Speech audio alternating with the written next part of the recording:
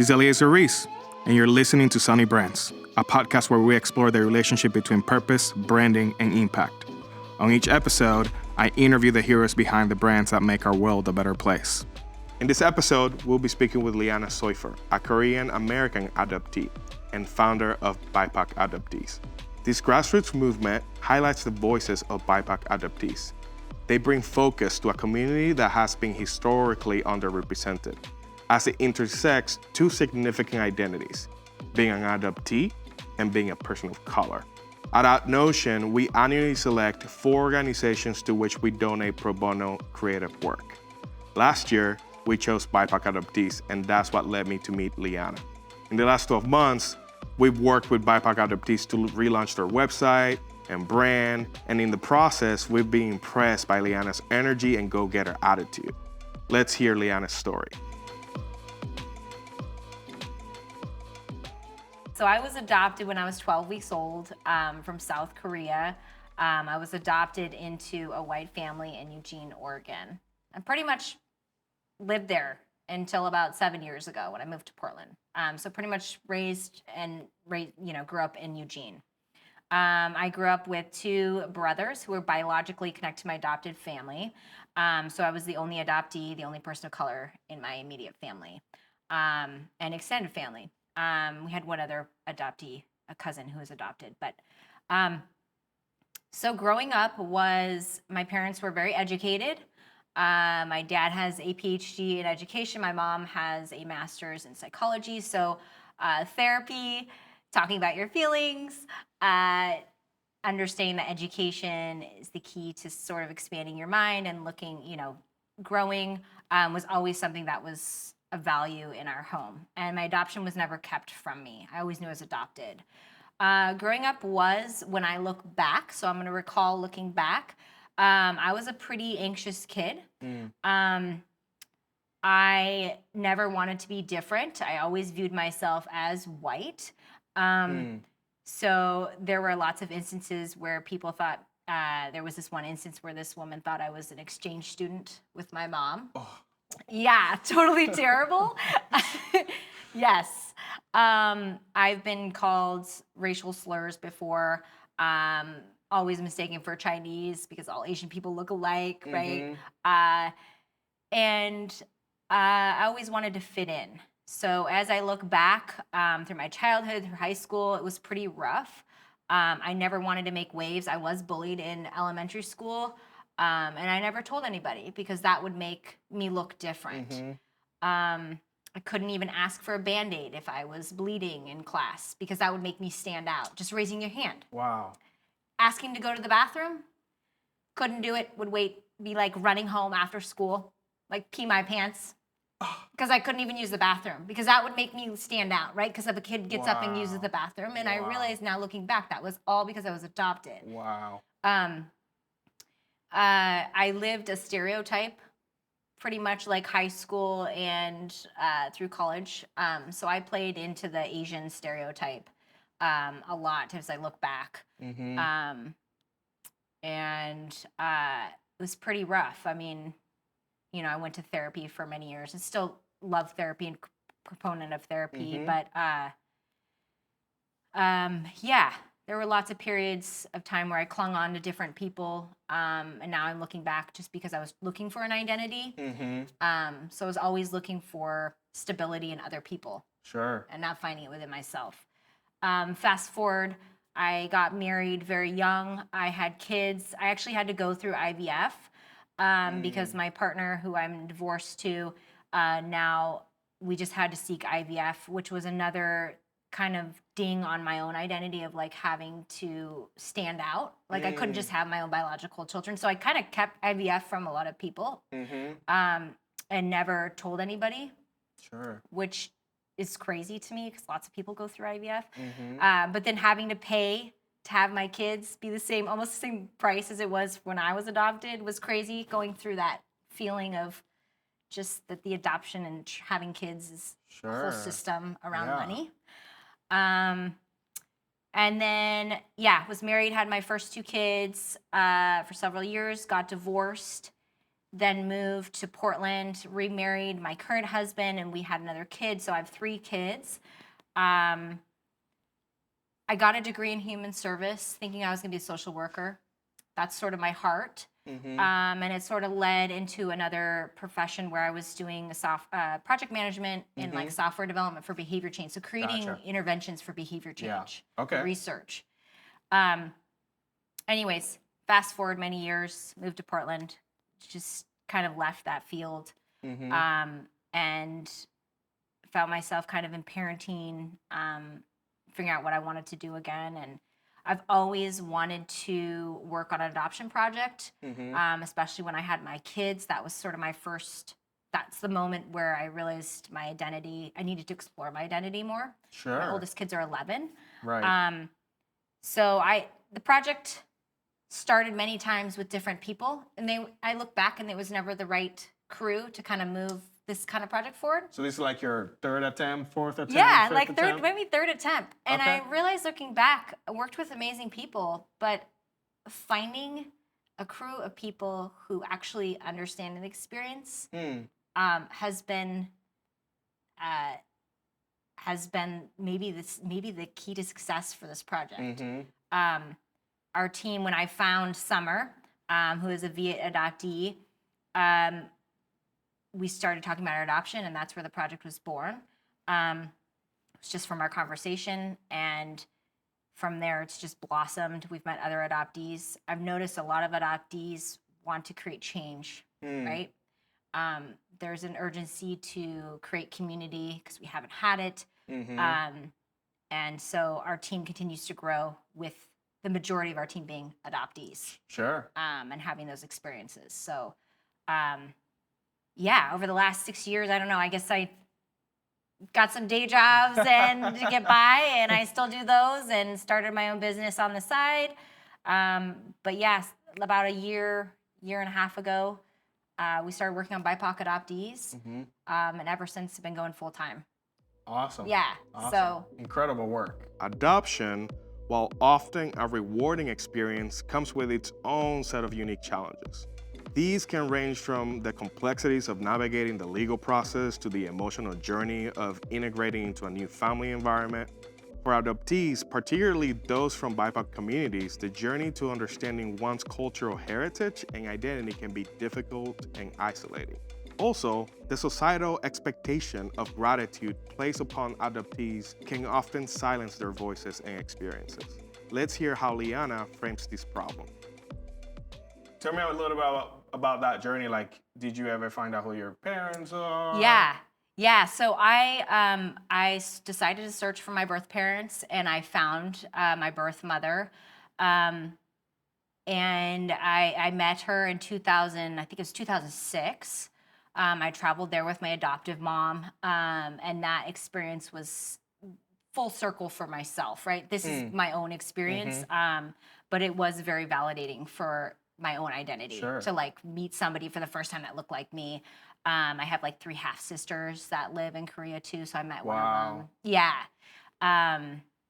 And yeah, so for me that was full circle. And generally I would say a good experience, although kind of like navigating that relationship, like balancing the emotions of my adoptive family and then like my birth family, that's just sort of an ongoing like journey. So learning to navigate that, having language barriers has been sort of a new journey and continues to be. I mean, as a minority, I'm not adopted. As a minority, there's enough that you go through to like try to assimilate and learn.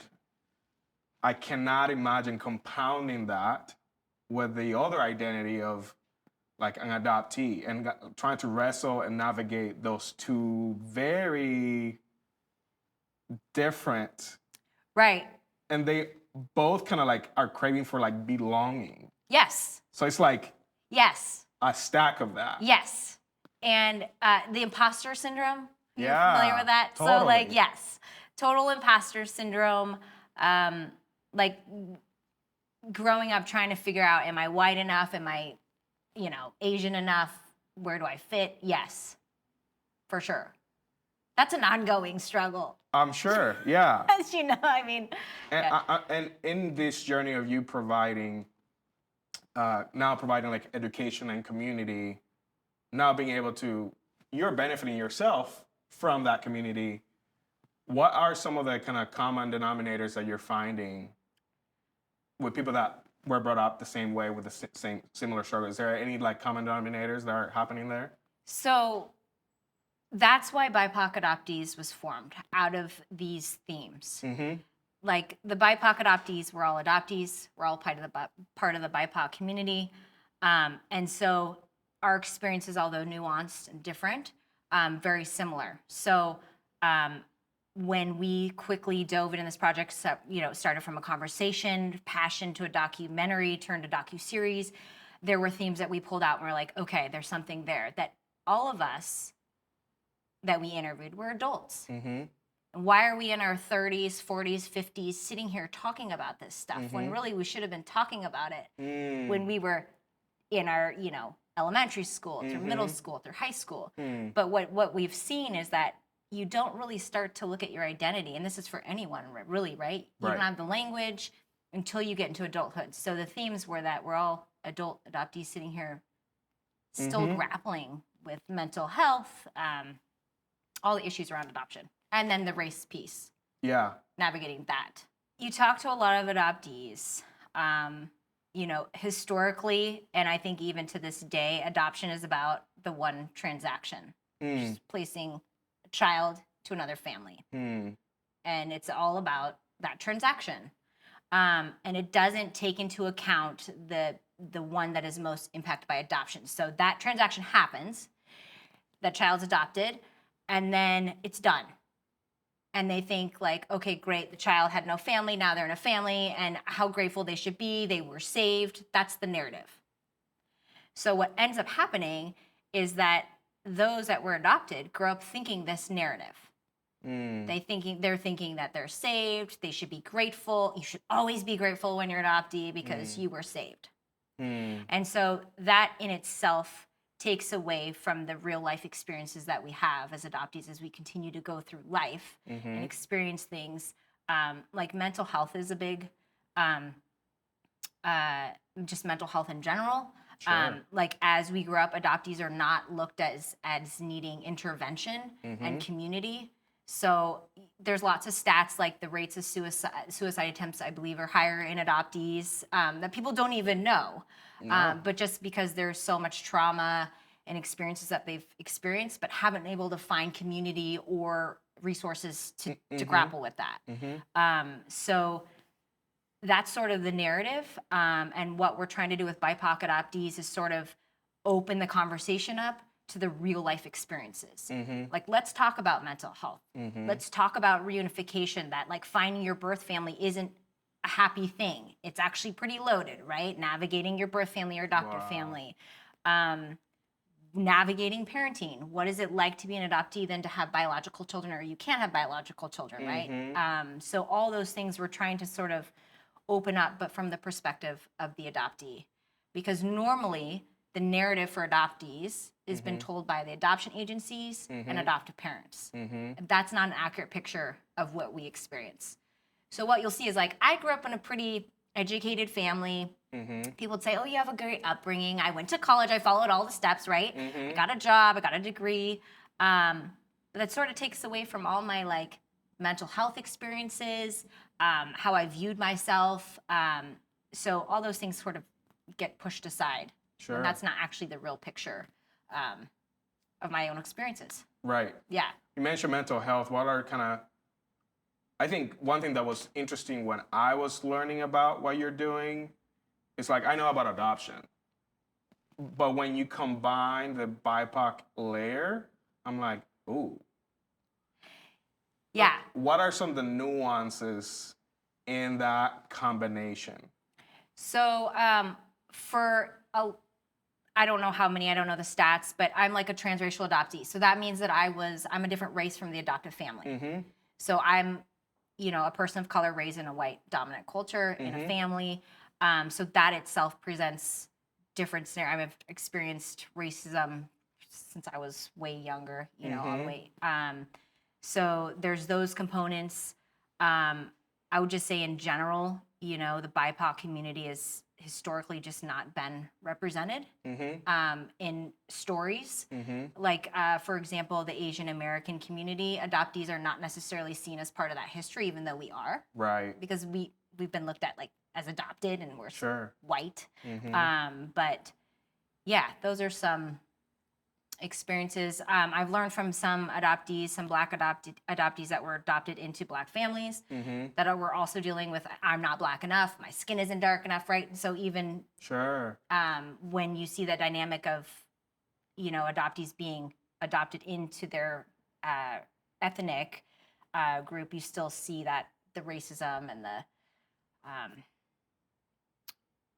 those experiences. Sure. Yeah. Yeah. So what is the solution that you're proposing for, like, you're creating a grassroots movement, basically. What's the solution that you're bringing? What do you think is going to change that dynamic? So really the solution is, number one, to create hope and healing for our community.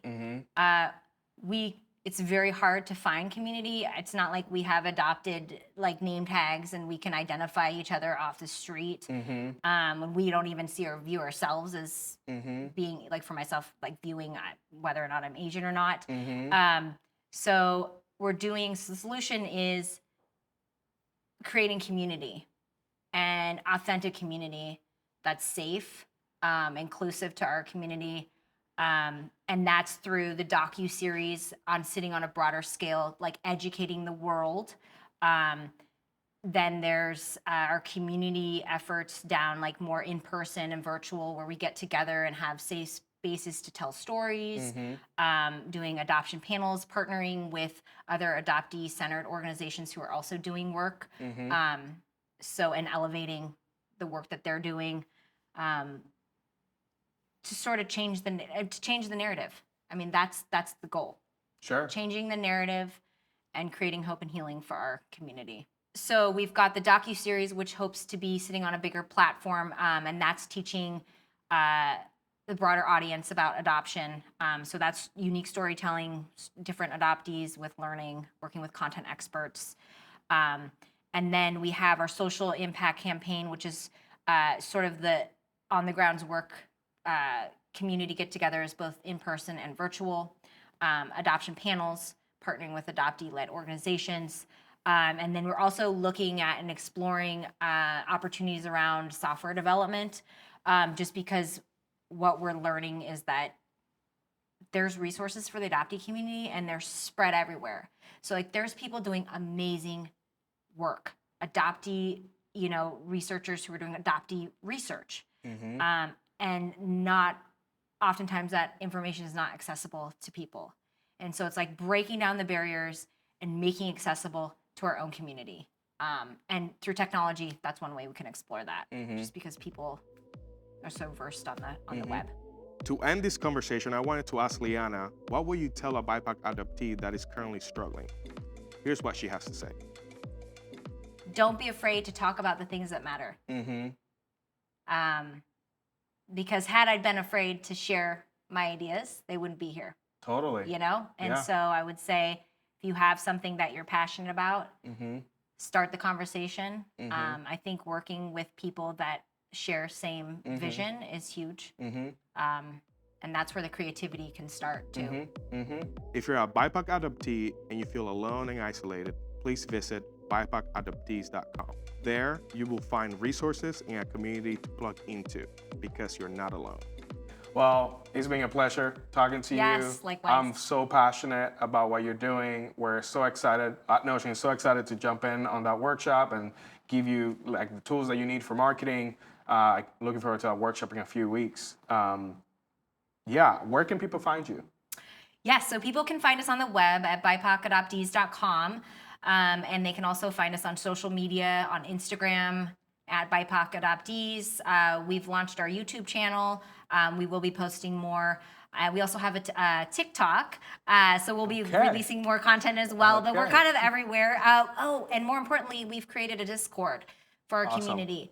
And so if you are a BIPOC adoptee, it is specific to our community. The idea is that people come in and start to be able to create communities within their cities and state and connect and see what's going on worldwide. Awesome. Yeah. Thanks for coming. Appreciate you. Yes, thank you. Hey, thanks for watching. OutNotion is a B Corp and award-winning branding agency.